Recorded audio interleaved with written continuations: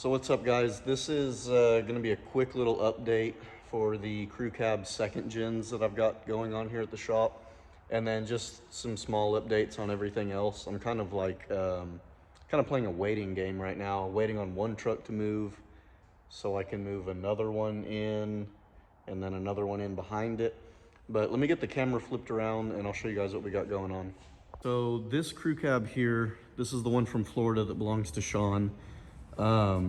We got it non-dually swapped, so took the adapters, the dually adapter spacers off of the front, and then since this was a cab and chassis truck, it had a narrower rear axle, so we actually got a whole nother rear axle swapped in here, so now the axle widths are the same. And I did that several weeks ago. Now we're gonna get on to some of the body work, I guess you could say. Right now I'm getting the flatbed pulled off. I'm waiting for my neighbor to get home so I can use his forklift, and he'll get home while I'm filming this. So I'll kind of do a walk around of some of the stuff going on, and then we'll go pull this flatbed off, and then I'll bring it back and show you guys the frame. So all I got to do is drive it across the street right over there, and he can lift it off with his flatbed, or with his forklift, I mean. So Sean, the owner of this crew cab, he wants this to be a short bed. So I'll kind of get into a little bit more of that here in 30 minutes or so, whenever we get this bed off. I've already got it loose. It's not connected or anything. It's kind of heavy. I can't really shake it, but literally all I have to do is drive like 10 feet over there and it'll be off. So let me walk around and show you guys what's going on with my other crew cab, my personal one. I haven't done anything with the body yet, so I completely changed the plan on mine. I was gonna build it just like this on this frame. I was gonna get a 4-link kit, and because it used to be 2-wheel drive, I cut all the 2-wheel drive bucket and everything off, the coil bucket and control arm mounts. Cut all that off years ago. I was planning on just 4-wheel drive swapping this frame.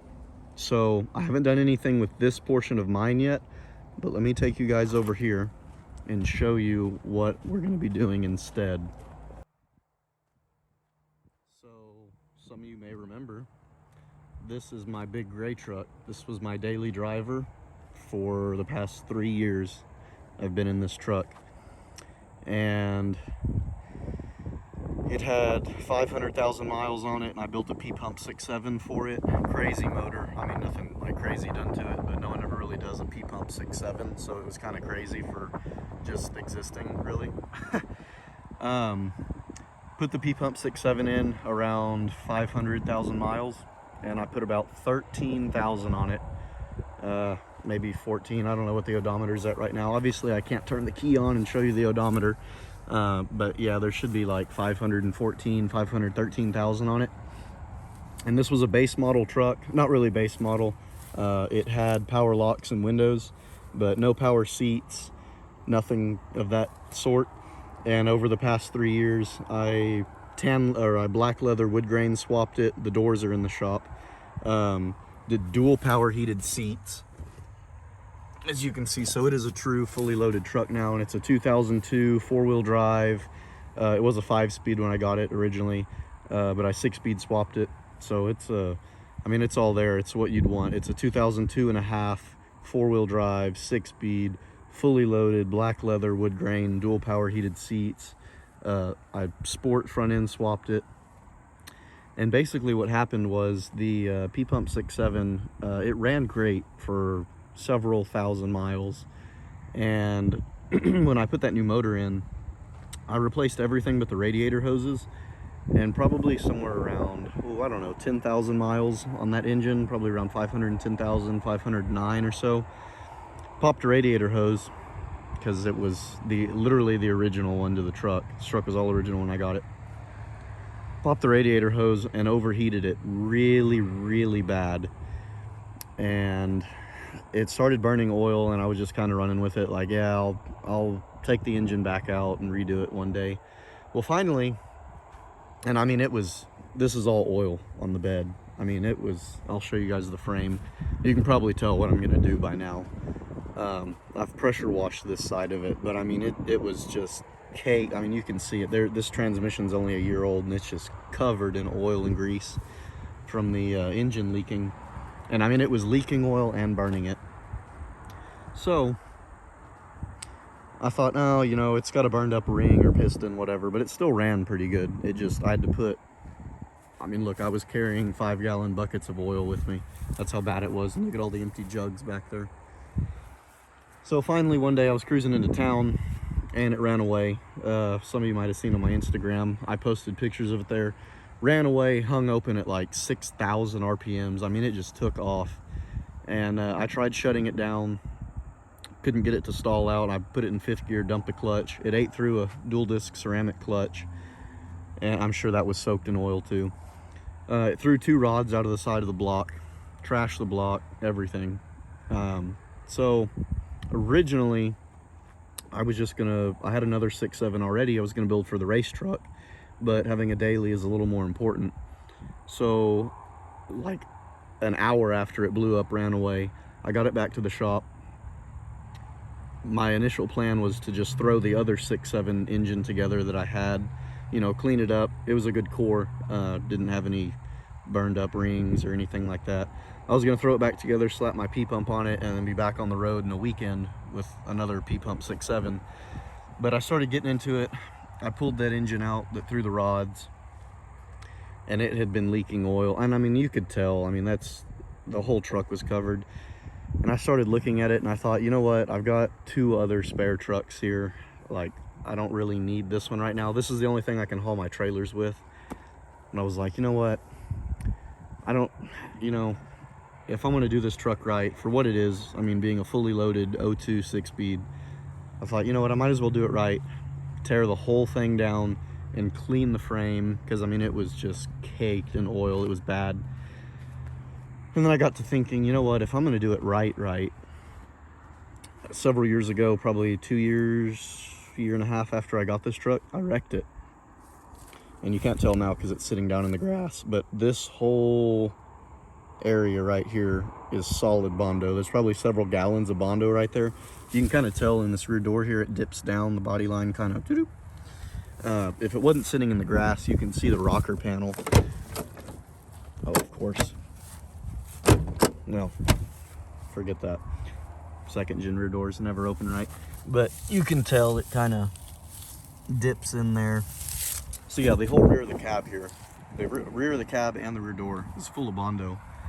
And this whole lower section of the bed, body line down, has been replaced. That is good though. I don't have any issues with that. But that bothers me. I don't like having my trucks full of Bondo and filler and whatnot. So I said, you know what? I'm gonna tear this all the way down to the frame, and it's already got wheels and tires on it. The axles, front and rear axles, have been rebuilt. The trans and transfer case I built last year, I mean, it's got my gooseneck on it, everything. It's ready to go, minus like the steering box brace that I bent. So, I mean, little things need to be replaced. I was like, you know what? I'm gonna tear this completely down to the bare frame, clean it all, paint it, you know, redo everything. And then, you know, to build a crew cab 2nd gen, they had to stretch the frames anyway. So I did some measuring, and I forgot, I think it was right here. I'm gonna cut the frame right here and stretch it. I think it's like 17 inches, 17 and a quarter, something like that. I measured it, but I forgot what it was. So yeah, that's what I'm gonna do. Because it's already 4-wheel drive. I don't have to get a universal kit and weld it to that 2-wheel drive frame and all that. So, and I mean, you can see like how badly that thing was leaking oil. I mean, look at this. And I was driving it like that because I have no shame. So just pour oil in it and keep going. But yeah, so I'm gonna get this frame. It's completely stripped down to a bare frame. Cut it in half right there. Stretch it, you know, get a piece of C-channel laying there. Stretch it, weld it, box it. And then I'm gonna set that 4-door cab down on here. I'm gonna use the same bed, my gray front doors, my gray front fenders, hood, grill, sport bumper, sport grill, you know, all that stuff. So the only thing that'll need to be painted is the shell of my 4-door cab and the crew cab rear doors. because all my gray stuff, I had this truck painted a year and a half ago, 2 years ago, right after I wrecked it, had it painted. And that's when we put all that body filler in, and no complaints to my painter. I had him do that. I had him just fill it because I didn't even want to mess with it. At the time, it was like, whatever, I just want it to look decent. So this is fresh paint on the rest of the body. It's only a year and a half old or so. So yeah, we'll just paint the shell of the 4-door cab and the rear doors, blend it all in. I might get one new front fender. Why do I always say fender? I might get one new front fender because a rust hole popped up on one of mine. Might get both, I don't know. We'll see. But yeah, so I've been out here pressure washing it, and then my pressure washer died. So I've only got like this little section of the frame cleaned. And you can see, I mean, this axle was out of the truck a year and a half ago, like right after I got it painted maybe. It was brand new, clean, and it's just caked in oil now. So it's out here. I'm gonna get it all pressure washed and then roll it back into the shop right here in my back corner and get it all stripped down, cut the frame, stretch it. So that's where we're at on my crew cab. I've had a bunch of people ask me already if I'll sell my gray cab. No, I'm not selling someone a cab full of Bondo. You can go find a better one somewhere else. It's just as bad as you northern guys, you know, trying to buy it and y'all are rusted out.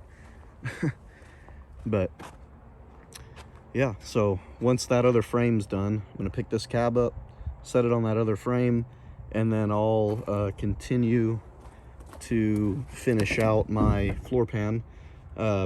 Being that my gray cab already has dual power heated front captain's chairs, I'm gonna end up taking these. This is a set of dual power heated black leather seats as well. I'm gonna end up taking these, put them back here. Everything will be reupholstered. All my black leather wood grain, you know, dash, door panels, my carpet, everything will transfer over to this cab. And you know, I've got the original door panels that came with this. They're gray cloth. So I might I'll figure out something creative to dye them black and make a little wood grain strip. And then my extended cab carpet, it'll probably end, I don't know, it'll probably end here. I'll get another piece and lay in there. I'll make it right, but that's pretty much everything from my extended cab that can be transferred into this cab. I will transfer it over. So yeah, that's where I'm at with mine. That bed is scrap. I'm not going to use it. It's all screwed up. So yeah, and then I'll give you guys another little update on the Cadillac that we're doing, the 12-valve Cummins Cadillac. So it's here. I've moved it a couple times. I've set the engine in it. My problem right now is I need to move it back. I need to roll it out to like where this truck is right now. But I've kind of got like a game of Tetris going on right here. So this truck will be out of the shop next weekend. Like, see, because right now this is blocking this in, and this is blocking this in, and this is blocking this in. So this is the problem right here. I need this truck to move out so I can roll the Cadillac back. But this one's in here for mainly a head gasket. That's the problem right now. I'm waiting on milled rocker pedestals to get here for the ARP head studs. I ordered all the parts for it, and I forgot to take they all came in, and I forgot to take the pedestals to the machine shop to get milled down for the head studs. So that's gonna be another week and a half or so that the machine shop said they need on them, and they can get to them. So once this is done, take that back. Once this is done, which I drove this in here earlier today, I need to finish putting the cross member in it, did a 5-speed swap. Need to finish putting the cross member in it and then do a little bit of wiring fix. And then it'll be done, it can drive out. Then I'm gonna move this one over there to that side of the shop. And then I can move the Cadillac back finally, because this thing's been sitting here for like a month already. And I'm held up on the Cadillac. I need to roll it back so I can get to some stuff on it. So yeah, pretty much right now, And like I've got all the, like the owner of this truck, the owner of the Cadillac, the owner of that crew cab. I'm gonna put this video up on YouTube and just send you guys all this video. Because I'm just playing a game of Tetris right now and playing a game of waiting. So yeah, once this is out of here, then I can move this, then I can move that, and then the crew cab's gonna end up sitting right here, and that's gonna be another issue because the crew cab is longer than this, and this is already blocking this in. So I'm gonna roll this out, work on it, and then roll it back into the lift bay, and then I'm gonna put Sean's crew cab here, and hope I don't need to roll the Cadillac back out again because Sean's is it's a 4-door and this is just a single cab, so it's gonna stick out probably up to here.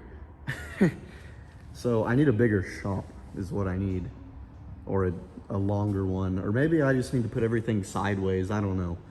But just bear with me, y'all gotta keep in mind I'm one person, so. All right, anyway, I had to cut that a little short, but I was saying I'm just one guy here, and there's stuff everywhere. So, yeah, I just playing the waiting game, whatever. Anyway, my neighbor, I had to cut that short because my neighbor pulled up here. He was ready with his forklift. So we got that flatbed off of here, off Sean's truck, and now I can show you guys what the plan is. So before I even get into the cab, you can really see it now in the other video. You couldn't, but you can really see it better now how collapsed these cab mounts are on both sides. And then obviously the rocker panels, you could see those. Anyway, before I even get into the cab, he wants it to be a short bed, and I'm gonna do that first, just so it's done and out of the way. So what the plan is, this truck was originally a cab and chassis. It was originally a single cab with, I don't know what that would have been, a 12-foot bed maybe. So because of that, it doesn't have any bed mounts in the front. Now these flat pieces of the frame here, they're all the same. The frames are all the same widths, and they all have that ramp up right there. So the no bed mount in the front part is an issue, but back here you just set the bed on, you can drill holes wherever. So being it was a cabin chassis, this truck wasn't a long bed or a short bed, so I can't just set a short bed on here and it lines up with the wheelbase. There'd be a big gap between the cab, or if I line the cab and bed up, then the tire, the wheel well would come like to the end of the middle of the tire. Same with a long bed, you know, it would be the front of the wheel well would come down in the middle of the tire. So the easiest thing I can see to do, there's two options. Either cut the frame and shorten it to a short bed wheelbase. My only problem with that is when they made them a crew cab, they already cut and lengthened the frame, but they didn't on this one because it was a cabin chassis, so there was room. That's why the flatbed was there. It's kind of hard to understand. So on a regular, like here, we'll use my race truck for example. On a regular one of these trucks that wasn't a cabin chassis, when they converted them to 4-door, they cut the cab and extended it. Well, they also had to cut the frame and extend the frame, right? Being that one's a cabin chassis, there was room on the frame because cabin chassis didn't come with beds. So for me, cutting and shortening the frame is out of the question because you never want to do that if you don't have to. And the fact that this one hasn't already been cut and shortened is pretty cool. I mean, it's pretty cool that they made it a 4-door and didn't have to mess with the frame. So why would I mess with the frame now, you know? So that was the first option. I don't really like that because I don't want to have to, because then you got to get into the fuel tank mount and all kinds of stuff. Second option, cut off these rivets here for the leaf spring hangers. Cut them off back here, both sides. Roll the axle forward 8 inches, whatever it needs to be, a foot. Just cut the rivets out, roll it forward, drill new holes, bolt the spring hangers back in. You know, grade 8, it looks like 1/2 inch hardware, maybe bigger, maybe 3/4. I don't know what the hole diameter is, but whatever. Cut the rivets, roll the axle forward, drill new holes, put bolts, get the drive shaft cut down. That's like $100. I can get drive shafts cut down, rebalanced, $100. Shock mounts we'll have to redo, but I mean it's all in the hanger. I mean it's all in the rivets. We can do the same thing. Actually, these are bolted on, so yeah, bolts, you know, relocate it. Might have to do something with the cross member. Might get rid of this completely. Might make the shock mount off of the cross member. Who knows? The rear one's easy. We can just weld a bar across. They do that on race trucks. Or we could relocate that shock to the rear and do a bar. I mean, that's, people do that for a better ride. You know, race trucks do that when they 4-link them. That's the least of the shocks are the least of the worries. You can build a shock mount like nothing. And then, you know, brake lines and stuff, they can all stretch, or if it's a little too much and it just looks bad, then we can shorten the brake line down a little bit. That's no big deal. The wiring, don't even have to worry about it because it's not hooked up to anything right now. Spare tire carrier, same way. I'll ask Sean if he wants it. If he wants to carry a spare tire under there, we'll drill these rivets out and just slide it forward with the axle. If he doesn't, then I'll just put a bar back here or a piece of C-channel across the back, reinforce it, you know, because this is technically a cross member as well as a spare tire carrier. And then whatever overhang is left, because, you know, a short bed, it'll probably end up here. We'll just chop the frame off, make new, I already put a hitch on here because I had to move a trailer the other day and this is the only thing that could do it. But yeah, I put a hitch on here already. It wasn't heavy, don't worry about the missing piece. But anyway, we'll cut the overhang of the frame off because, you know, this spring hanger will be up here now.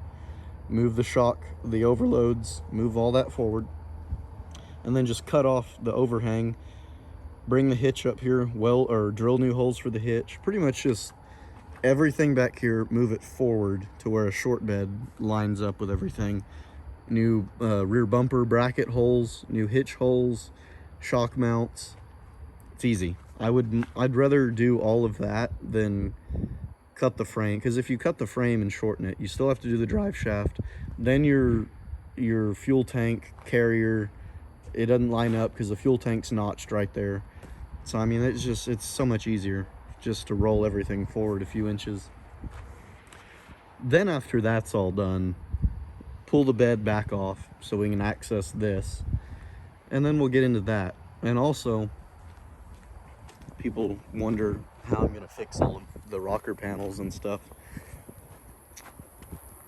I showed you guys on mine already the finished product, but inside here I have, oh, where's the one on top? Okay, well, they're all stuck. I have rocker panels already for these trucks. If I can get them out. Jesus, these are remnants of ones that I cut up already, but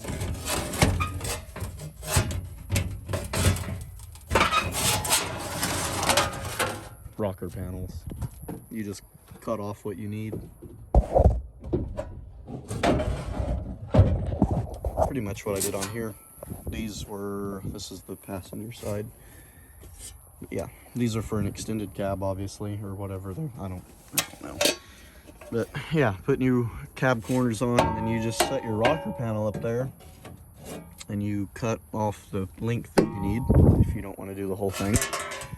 So yeah, I've already got 4 sitting down there. So I've already got plenty of rocker panel material for Sean's crew cab, and I don't need any more for mine. And so the only thing I really have to buy is the cab corners, because I don't have spare cab corners. These actually might be fine. Sean's truck might actually not need, at least not on this side. This will pop out. Well, maybe. Yeah, we might do cab corners. I can see more now. I literally just took the bed off and drove it back over here and started recording again. Oh yeah, we'll have to do cab corners. So yeah, all I got to order is cab corners. Already got the rockers.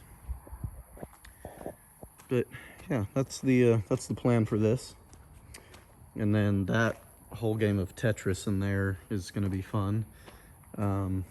Like I said, I already set the engine to that 12 valve. I already set it in the Cadillac once. Lines up good. I didn't record any of that or take any pictures, but yeah. Once that's moved, then I can move that and then put that over there and the crew cab over there. And then my crew cab can stay outside for now. Till this is done, then I can move stuff around. It's just a big game of Tetris. But yeah, that's pretty much what's going on. So thank y'all for watching.